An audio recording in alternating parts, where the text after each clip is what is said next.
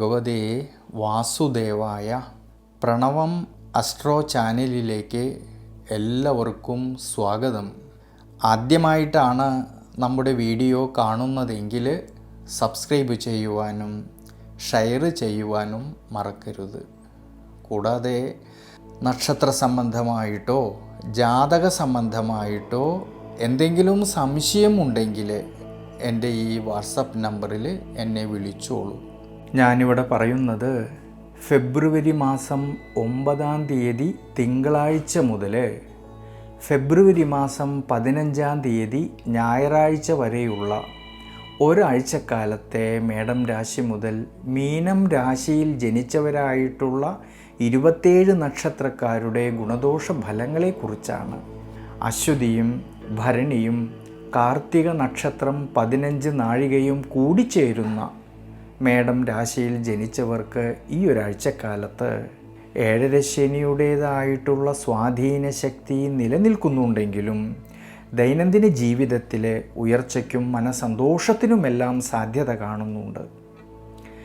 ജന്മരാശ്യാധിപനായിരിക്കുന്ന ചൊവ്വയാണെങ്കിൽ രുചക യോഗപ്രദനായിക്കൊണ്ട് കർമ്മസ്ഥാനത്ത് ഉച്ചബലത്തിൽ സഞ്ചരിക്കുന്നതിനാൽ ആരോഗ്യസ്ഥിതി പൊതുവേ തൃപ്തികരമായിട്ട് കാണുന്ന സമയമാണ്. കൂടാതെ കർമ്മപരമായിട്ടും തൊഴിൽ മേഖലകളിലും എല്ലാം അധ്വാനിച്ചതിൻ്റേതായിട്ടുള്ള നേട്ടങ്ങൾ കിട്ടുകയും അതുമൂലം സാമ്പത്തികപരമായിട്ടുള്ള ഭദ്രത കുറേയൊക്കെ മെച്ചപ്പെടുന്നതിനും സാധ്യത കാണുന്നുണ്ട്. ഇനി വിദ്യാമാതുലകാരകനായിരിക്കുന്ന ബുധൻ്റെയും ജ്ഞാനകാരകനായിരിക്കുന്ന സർവേശ്വരകാരകനായിരിക്കുന്ന വ്യാഴത്തിൻ്റെയും അനുകൂല സ്ഥിതി മൂലം വിദ്യാർത്ഥികൾക്കും പഠന സംബന്ധമായിട്ട് മുന്നേറ്റം ഉണ്ടാവുകയും പഠനത്തിൽ കൂടുതൽ ശ്രദ്ധ കേന്ദ്രീകരിക്കുവാൻ കഴിയുന്ന സമയമാണ്. കുടുംബത്തിലാണെങ്കിലും കുടുംബ ബന്ധങ്ങളിലാണെങ്കിലും സന്താനഭാവങ്ങളിലും എല്ലാം വളരെ അനുകൂലമായിട്ടുള്ളൊരു സമയമാണ്. എങ്കിലും ശ്രദ്ധിക്കേണ്ട ഒരു കാര്യം, ലാഭാധിപനായിരിക്കുന്ന ശനീശ്വരൻ വ്യയസ്ഥാനത്ത് നിൽക്കുന്നതും 5-ാം ഭാവത്തിൽ കേതു നിൽക്കുന്നതുകൊണ്ടും ചില സമയങ്ങളിൽ അനാവശ്യമായിട്ടുള്ള ചിന്തകൾ മനസ്സിനെ സ്വാധീനിക്കാതെ നോക്കണം. കൂടാതെ അപ്രതീക്ഷിതമായിട്ടുള്ള ചിലവ് വർധനവിന് സാധ്യത കാണുന്നതുകൊണ്ട് അനാവശ്യമായിട്ട് വരുന്നതായ പാഴ്ചിലവുകളെ നിയന്ത്രിച്ച് മുന്നോട്ട് പോകണം ഈ ഒരു സമയങ്ങളിൽ. അതുകൊണ്ട് മേടം രാശിയിൽ ജനിച്ചവർ ശനീശ്വര പ്രീതികരമായിട്ടുള്ള വഴിപാടുകൾ ചെയ്ത് പ്രാർത്ഥിക്കുന്നത് വളരെ നല്ലതാണ്. കാർത്തിക നക്ഷത്രം 45 നാഴികയും രോഹിണി നക്ഷത്രവും മകീര്യം നക്ഷത്രം 30 നാഴികയും കൂടിച്ചേരുന്ന ഇടവം രാശിയിൽ ജനിച്ചവർക്കാണെങ്കിൽ ജന്മരാശ്യാധിപനായിരിക്കുന്ന ശുക്രനാണെങ്കിൽ കർമ്മസ്ഥാനത്ത് സഞ്ചരിക്കുന്നതായിട്ടുള്ളൊരു സമയമാണ്. അതുകൊണ്ട് പൊതുവെ ആരോഗ്യസ്ഥിതി വളരെ അനുകൂലമായിട്ട് കാണുന്നുണ്ട്. കൂടാതെ തൊഴിൽ മേഖലകളിലാണെങ്കിലും കർമ്മ മേഖലകളിലാണെങ്കിലും ധാരാളമായിട്ടുള്ള നേട്ടങ്ങൾ കിട്ടുന്നതായിട്ടുള്ളൊരു സമയമാണ്. അതുമൂലം സാമ്പത്തികപരമായിട്ടുള്ള ഭദ്രത കുറേയൊക്കെ മെച്ചപ്പെടുവാൻ സാധ്യത കാണുന്നുണ്ട്. ഇനി വിദ്യാർത്ഥികൾക്കാണെങ്കിൽ വളരെ അനുകൂലമായിട്ടുള്ളൊരു സമയമാണ്. പഠന വിഷയത്തിൽ നല്ല മികവ് പുലർത്തുവാൻ കഴിയുന്നതായിട്ടുള്ളൊരു സമയമാണ്.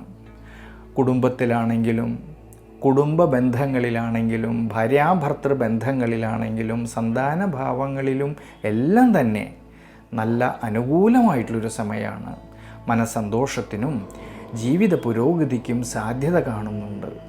ഈ ഗുണാനുഭവങ്ങളെല്ലാം കാണുന്നുണ്ടെങ്കിലും ഒരു കാര്യം ശ്രദ്ധിക്കണം, സുഖസ്ഥാനമായിട്ടുള്ള 4-ാം ഭാവത്തിൽ കേതു നിൽക്കുന്നതുകൊണ്ട് ചില സമയങ്ങളിൽ ഉണ്ടാകുന്ന മാനസിക ടെൻഷൻ മൂലം പെട്ടെന്ന് വരുന്നതായ ദേഷ്യഭാവത്തെയും കോപശീലത്തെയും നിയന്ത്രിക്കണം.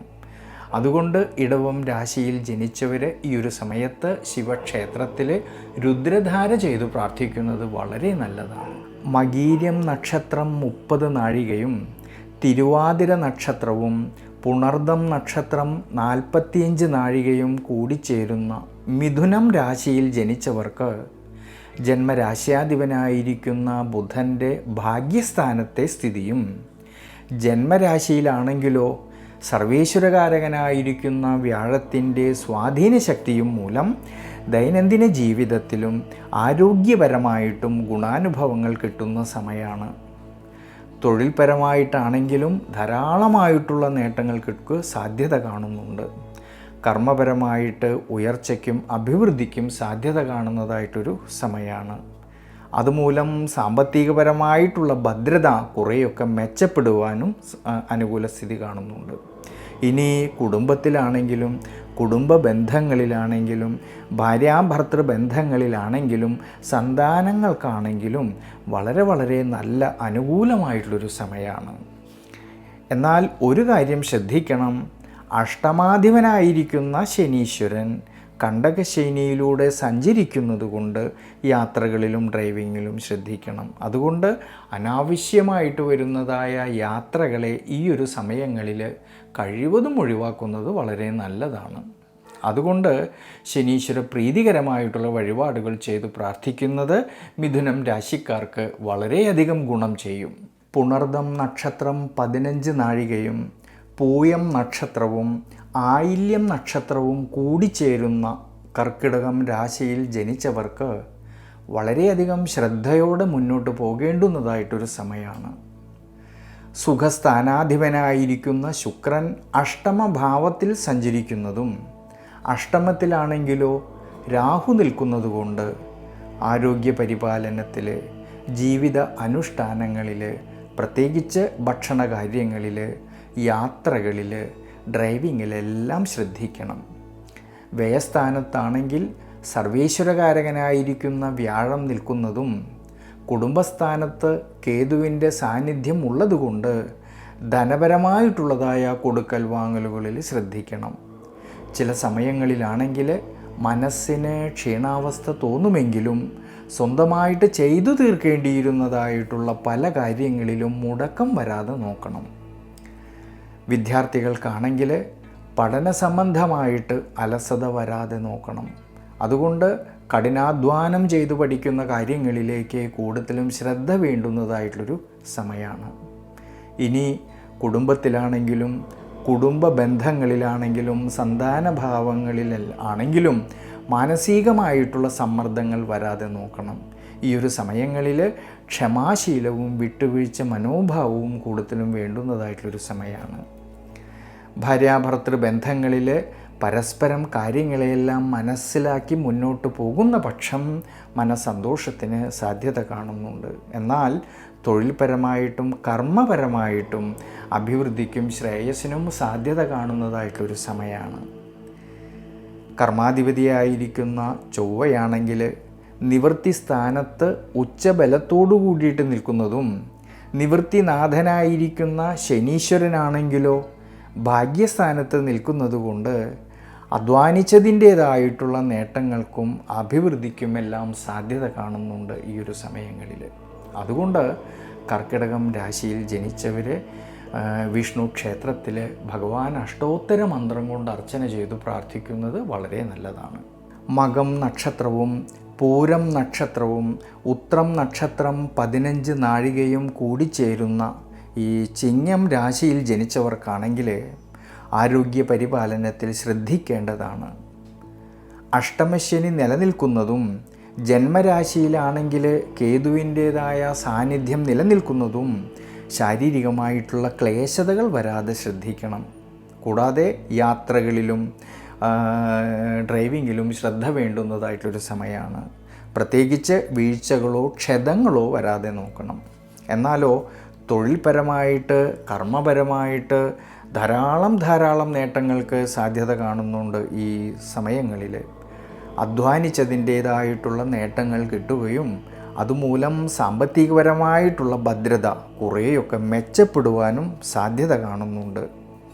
വിദ്യാർത്ഥികൾക്കാണെങ്കിലും പഠന സംബന്ധമായിട്ട് നേട്ടങ്ങൾ ഉണ്ടാകുന്ന സമയമാണ്. പഠന വിഷയത്തിൽ നല്ല മികവ് പുലർത്തുവാൻ സാധിക്കുന്നുണ്ട്. കുടുംബത്തിലാണെങ്കിലും കുടുംബ ബന്ധങ്ങളിലാണെങ്കിലും സന്താനഭാവങ്ങളിലും എല്ലാം മനസ്സന്തോഷത്തിനും മറ്റും സാധ്യത കാണുന്ന സമയമാണ്. എന്നാലോ ഭാര്യാഭർത്തൃ ബന്ധങ്ങളിൽ ഈ ഒരു സമയങ്ങളിൽ അനാവശ്യമായിട്ടുള്ള വാദപ്രതിവാദങ്ങൾ വരാതെ പ്രത്യേകം നോക്കണം. അതുകൊണ്ട് ചിങ്ങം രാശിയിൽ ജനിച്ചവരെ ശനീശ്വര പ്രീതികരമായിട്ടുള്ള വഴിപാടുകൾ ചെയ്ത് പ്രാർത്ഥിക്കുന്നത് വളരെ നല്ലതാണ്.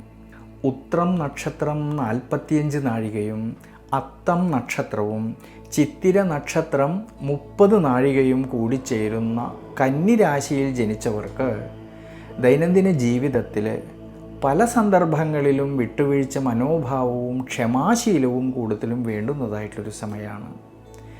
ജന്മരാശ്യാധിപനായിരിക്കുന്ന ബുധൻ രോഗസ്ഥാനമായിട്ടുള്ള 6-ാം ഭാവത്തിൽ സഞ്ചരിക്കുന്നതും രോഗസ്ഥാനത്താണെങ്കിലോ രാഹുവിൻ്റെ സാന്നിധ്യമുള്ളതുകൊണ്ടും 6-ാം ഭാവനാഥനായിരിക്കുന്ന ശനീശ്വരൻ കണ്ടകശനിയിലൂടെ സഞ്ചരിക്കുന്നതുകൊണ്ട് ശാരീരികമായിട്ടുള്ള ക്ലേശതകൾ വരാതെ നോക്കണം. പ്രത്യേകിച്ച് യാത്രകളിലും ഡ്രൈവിങ്ങിലും ശ്രദ്ധിക്കണം. ഇനി കുടുംബത്തിലാണെങ്കിലും കുടുംബ ബന്ധങ്ങളിലാണെങ്കിലും ഭാര്യാഭർത്തൃ ബന്ധങ്ങളിലാണെങ്കിലും മാനസികമായിട്ടുള്ള സമ്മർദ്ദങ്ങൾ വരാതെ നോക്കണം. പരസ്പരം പൊരുത്തക്കേടുകൾ വരാതെ ശ്രദ്ധിക്കേണ്ടുന്നതായിട്ടൊരു സമയമാണ്. ഇനി വിദ്യാർത്ഥികൾക്കാണെങ്കിലോ കഠിനാധ്വാനം ചെയ്തു പഠിക്കുന്ന കാര്യങ്ങളിലേക്ക് ശ്രദ്ധിക്കണം. അലസത വരാതെ നോക്കണം ഈ ഒരു സമയങ്ങളിൽ. എന്നാൽ നിവൃത്തിനാഥനായിരിക്കുന്ന സർവേശ്വരകാരകനായിരിക്കുന്ന വ്യാഴമാണെങ്കിൽ കർമ്മസ്ഥാനത്ത് നിൽക്കുന്നതുകൊണ്ട് കർമ്മപരമായിട്ട് തൊഴിൽപരമായിട്ട് ധാരാളം നേട്ടങ്ങൾ കിട്ടുന്നതായിട്ടൊരു സമയമാണ്. അതുമൂലം സാമ്പത്തികപരമായിട്ടുള്ള അഭിവൃദ്ധിയെല്ലാം കാണുന്നുണ്ട് ഈ ഒരു സമയത്ത്. എന്നാലോ കർമാധിപതിയായിരിക്കുന്ന ബുധൻ 6-ാം ഭാവത്തിൽ നിൽക്കുന്നതും നിവൃത്തിസ്ഥാനത്ത് ശനീശ്വരൻ്റെ സാന്നിധ്യം നിലനിൽക്കുന്നതുകൊണ്ട് കർമ്മസംബന്ധമായിട്ട് തൻ്റെ കൂടെ നിൽക്കുന്നവരുമായിട്ടോ തൻ്റെ കൂടെ നിൽക്കുന്ന സഹായികളുമായിട്ടോ അഭിപ്രായ ഭിന്നതകളോ തർക്കങ്ങളോ മനോവിഷമതകളോ വരാതെ നോക്കണം ഈ ഒരു സമയങ്ങളിൽ. അതുകൊണ്ട് കന്നിരാശിയിൽ ജനിച്ചവർ ഈ ഒരു സമയത്ത് ശനീശ്വര പ്രീതികരമായിട്ട് നവഗ്രഹ ക്ഷേത്രത്തിൽ ശനീശ്വരൻ എള്ളെണ്ണ കൊണ്ട് അഭിഷേകം ചെയ്യുന്നതും നെയ്വിളക്ക് വെച്ച് പ്രാർത്ഥിക്കുന്നതും നീരാഞ്ജനം വഴിപാട് ചെയ്യുന്നതും വളരെ നല്ലതാണ്. ചിത്തിര നക്ഷത്രം 30 നാഴികയും ചോതി നക്ഷത്രവും വിശാഖം നക്ഷത്രം 45 നാഴികയും കൂടിച്ചേരുന്ന തുലാം രാശിയിൽ ജനിച്ചവർക്ക് വളരെ വളരെ നല്ല സമയമാണ്. ജന്മരാശ്യാധിപനായിരിക്കുന്ന ശുക്രൻ 5-ാം ഭാവത്തിൽ നിൽക്കുന്നതും ഭാഗ്യസ്ഥാനത്ത് സർവേശ്വരകാരകനായിരിക്കുന്ന വ്യാഴത്തിൻ്റെ സ്വാധീനശക്തി മൂലം ദൈനംദിന ജീവിതത്തിൽ ആരോഗ്യപരമായിട്ടെല്ലാം തന്നെ നല്ല നല്ല ഗുണഫലങ്ങൾക്ക് സാധ്യത കാണുന്നുണ്ട്. ഈ സമയത്ത് തൊഴിൽപരമായിട്ടും കർമ്മപരമായിട്ടും ധാരാളം നേട്ടങ്ങൾക്ക് അനുകൂല സമയമാണ്. അധ്വാനിച്ചതിൻ്റേതായിട്ടുള്ള നേട്ടങ്ങൾ കിട്ടുകയും അതുമൂലം സാമ്പത്തികപരമായിട്ടുള്ള ഭദ്രത കുറേയൊക്കെ മെച്ചപ്പെടുവാനും സാധ്യത കാണുന്നുണ്ട്. വിദ്യാർത്ഥികൾക്കാണെങ്കിലും വളരെ നല്ല സമയമാണ്. കുടുംബത്തിലാണെങ്കിലും കുടുംബ ബന്ധങ്ങളിലും ഭാര്യാഭർത്തൃ ബന്ധങ്ങളിലും സന്താനഭാവങ്ങളിലും മനസ്സന്തോഷത്തിന് സാധ്യത കാണുന്നുണ്ട്. എന്നാൽ ശ്രദ്ധിക്കേണ്ട ഒരു കാര്യം, 6-ാം ഭാവത്തിൽ നിൽക്കുന്നതായ ശനീശ്വരൻ്റെ ദൃഷ്ടി ദുരിതസ്ഥാനമായിട്ടുള്ള 12-ാം ഭാവത്തേക്ക് വരുന്നതുകൊണ്ടും 5-ാം ഭാവത്തിൽ രാഹുവിൻ്റേതായ സാന്നിധ്യം നിലനിൽക്കുന്നതുകൊണ്ട് ചില സമയങ്ങളിൽ മനസ്സിന് ടെൻഷനും ക്ഷീണാവസ്ഥകളും തോന്നുമെങ്കിലും പ്രതിസന്ധികളിൽ തളരാതെ മുന്നോട്ട് പോകണം. അതുകൊണ്ട് തുലാം രാശിയിൽ ജനിച്ചവർ ഈ ഒരു സമയത്ത് ശിവക്ഷേത്രത്തിലെ ഭഗവാന് പഞ്ചാക്ഷരി മന്ത്രം കൊണ്ട് അർച്ചന ചെയ്തു പ്രാർത്ഥിക്കുന്നതും രുദ്രധാര ചെയ്യുന്നതും വളരെ നല്ലതാണ്. വിശാഖം നക്ഷത്രം 15 നാഴികയും അനീഴം നക്ഷത്രവും തൃക്കേട്ട നക്ഷത്രവും കൂടിച്ചേരുന്ന വൃശ്ചികം രാശിയിൽ ജനിച്ചവർക്കാണെങ്കിൽ ഈ ഒരു സമയങ്ങളിൽ ഈശ്വരാനുഗ്രഹത്തോടുകൂടി വളരെയധികം ശ്രദ്ധയോടു കൂടിയിട്ട് മുന്നോട്ട് പോകേണ്ടുന്നതായിട്ടൊരു സമയമാണ്. പ്രത്യേകിച്ച് സർവേശ്വരകാരകനായിരിക്കുന്ന വ്യാഴത്തിന് അഷ്ടമഭാവസ്ഥിതി കാണുന്നുണ്ടെങ്കിലും ജന്മരാശ്യാധിപനായിരിക്കുന്ന ചൊവ്വയുടെ അനുകൂല സ്ഥിതിയും ശയനകളത്രകാരകനായിരിക്കുന്ന ശുക്രൻ്റെ അനുകൂല സ്ഥിതിയും മൂലം ആരോഗ്യസ്ഥിതി പൊതുവെ തൃപ്തികരമായിട്ട് കാണുന്നുണ്ട്. കർമ്മപരമായിട്ടും തൊഴിൽപരമായിട്ടും നേട്ടങ്ങൾ കിട്ടുന്നതായിട്ടൊരു സമയമാണ്. വിദ്യാർത്ഥികൾക്കാണെങ്കിൽ പഠന സംബന്ധമായിട്ട് നല്ല മികവ് പുലർത്തുവാൻ സാധിക്കുന്നതായിട്ടൊരു സമയമാണ്.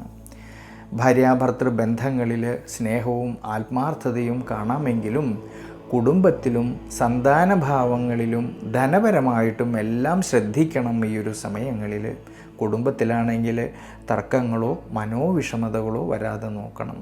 ധനപരമായിട്ടാണെങ്കിൽ കൊടുക്കൽ വാങ്ങലുകളിൽ നഷ്ടം വരാതെ ശ്രദ്ധിക്കണം ഈ ഒരു സമയങ്ങളിൽ. അതുകൊണ്ട് വൃശ്ചികം രാശിക്കാർ ജനിച്ചവർ ഈ ഒരു സമയങ്ങളിൽ വിഷ്ണു ക്ഷേത്രത്തിൽ ഭഗവാൻ അഷ്ടോത്തര മന്ത്രം കൊണ്ട് അർച്ചന ചെയ്തു പ്രാർത്ഥിക്കുന്നത് വളരെ നല്ലതാണ്. മൂലം നക്ഷത്രവും പൂരാടം നക്ഷത്രവും ഉത്രാടം നക്ഷത്രം 15 നാഴികയും കൂടിച്ചേരുന്ന ധനുരാശിയിൽ ജനിച്ചവർക്കാണെങ്കിൽ വളരെയധികം ശ്രദ്ധയോട് കൂടിയിട്ട് മുന്നോട്ട് പോകുന്ന പക്ഷം ഗുണാനുഭവങ്ങൾക്ക് സാധ്യത കാണുന്നുണ്ട്. എന്നാൽ ജന്മരാശ്യാധിപനും സുഖനാഥനുമായിരിക്കുന്നതായ വ്യാഴമാണെങ്കിൽ നിവൃത്തി സ്ഥാനത്ത് നിന്നുകൊണ്ട് ജന്മരാശിയിലേക്ക് ഈ വ്യാഴത്തിൻ്റെ ദൃഷ്ടി വരുന്നതുകൊണ്ട് ദൈനംദിന ജീവിതത്തിൽ ആരോഗ്യപരമായിട്ടെല്ലാം ഗുണാനുഭവങ്ങൾക്ക് സാധ്യത കാണുന്നുണ്ട്. കൂടാതെ തൊഴിൽപരമായിട്ടാണെങ്കിലും ധാരാളം നേട്ടങ്ങൾക്ക് സാധ്യത കാണുന്നതായിട്ടൊരു സമയമാണ്. വിദ്യാർത്ഥികൾക്കും വളരെ വളരെ നല്ലൊരു സമയമാണ്. പഠനത്തിൽ കൂടുതൽ ശ്രദ്ധ കേന്ദ്രീകരിക്കുവാനും നല്ല മികവ് പുലർത്തുവാനും കഴിയുന്ന ഒരു സമയം കൂടിയാണ്. ഏത് മേഖലകളിലാണോ വിദ്യാർത്ഥികൾ ശ്രദ്ധ കേന്ദ്രീകരിക്കുന്നത് അവിടെ മികച്ച പ്രകടനം കാഴ്ചവെക്കുവാൻ സാധിക്കുന്നതായിട്ടൊരു സമയമാണ്. ഭാര്യാഭർത്തൃ ബന്ധങ്ങളിലാണെങ്കിലും സന്താനഭാവങ്ങളിലാണെങ്കിലും അഭിവൃദ്ധിക്കും മനസ്സന്തോഷത്തിനും സാധ്യത കാണുന്നുണ്ട്. ഈ ഗുണാനുഭവങ്ങളെല്ലാം കാണുന്നുണ്ടെങ്കിലും സുഖസ്ഥാനത്ത് കണ്ടകശനിയിലൂടെ സഞ്ചരിക്കുന്നതായ ശനീശ്വരൻ്റേതായ സാന്നിധ്യമുള്ളത് കൊണ്ടും ഈ ശനിയുടെ ദൃഷ്ടിയാണെങ്കിൽ ജന്മരാശിയിലേക്ക് വരുന്നതുകൊണ്ട് യാത്രകളിലും ഡ്രൈവിങ്ങിലും ശ്രദ്ധിക്കണം. വീഴ്ചകളോ ക്ഷതങ്ങളോ വരാതെ നോക്കണം ഈ ഒരു സമയങ്ങളിൽ. അതുകൊണ്ട് ധനുരാശിയിൽ ജനിച്ചവർ ഈ ഒരു സമയത്ത് ശനീശ്വര പ്രീതികരമായിട്ടുള്ള വഴിപാടുകൾ ചെയ്ത് പ്രാർത്ഥിക്കുന്നത് വളരെ നല്ലതാണ്. ഉത്രാടം നക്ഷത്രം 45 നാഴികയും തിരുവോണം നക്ഷത്രവും അവിട്ടം നക്ഷത്രം 30 നാഴികയും കൂടിച്ചേരുന്ന മകരം രാശിയിൽ ജനിച്ചവർക്ക് ബുധൻ്റെയും സൂര്യൻ്റെയും ശുക്രൻ്റെയും എല്ലാം അനുകൂല സ്ഥിതിയും സുഖനാഥനും ലാഭാധിപനുമായിരിക്കുന്നതായ ചൊവ്വയാണെങ്കിൽ ഉച്ചബലത്തോടു കൂടിയിട്ട് ജന്മരാശിയിൽ നിൽക്കുന്നതുകൊണ്ട് ആരോഗ്യപരമായിട്ട് തൃപ്തികരമായിട്ട് കാണുന്നതായിട്ടൊരു സമയമാണ്. ഇനി കർമ്മപരമായിട്ടാണെങ്കിലും തൊഴിൽപരമായിട്ടാണെങ്കിലും ധാരാളം നേട്ടങ്ങൾക്കും അഭിവൃദ്ധിക്കും എല്ലാം സാധ്യത കാണുന്നുണ്ട്. അധ്വാനിച്ചതിൻ്റേതായിട്ടുള്ള നേട്ടങ്ങൾ കിട്ടുന്നതായിട്ടുള്ളൊരു സമയമാണ്.